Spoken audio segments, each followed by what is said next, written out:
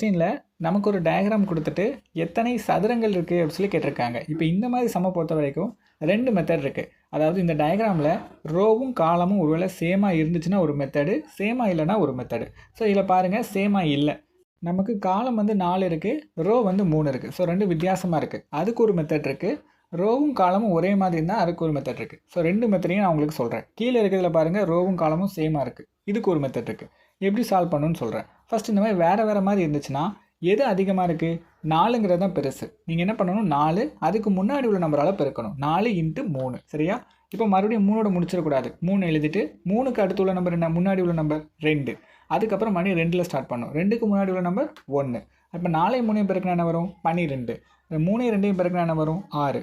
2 1 பெருக்கினா 2. ஸோ இது எல்லாத்தையும் கூட்டிடுங்க. கூட்டினா 20. அப்போ இந்த டயக்ராமில் மொத்தமாக நமக்கு 20 சதுரங்கள் இருக்குது. சரி, இந்த சமம் எப்படி சால்வ் பண்ணுவீங்க ப்ரோ? இது ரொம்ப சிம்பிள்.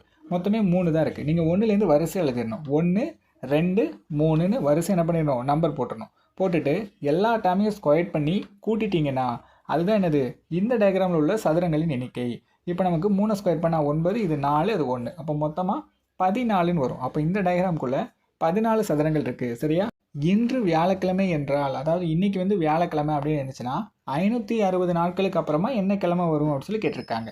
இப்போ இந்த மாதிரி டேட்ஸ் மட்டும் கொடுத்தாலே ரொம்ப சிம்பிள். ஃபஸ்ட் உங்களுக்கு தெரிய வேண்டியது என்னென்னா, ஒரு வாரத்துக்கு எத்தனை நாள் வரும்?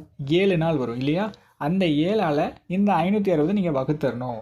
அதாவது நீங்கள் 560ல் 7ஆல் வகுத்தீங்கன்னா உங்களுக்கு மீதி வர்றதை பொறுத்து என்ன பண்ணணும்? நாட்களை சூஸ் பண்ணணும்.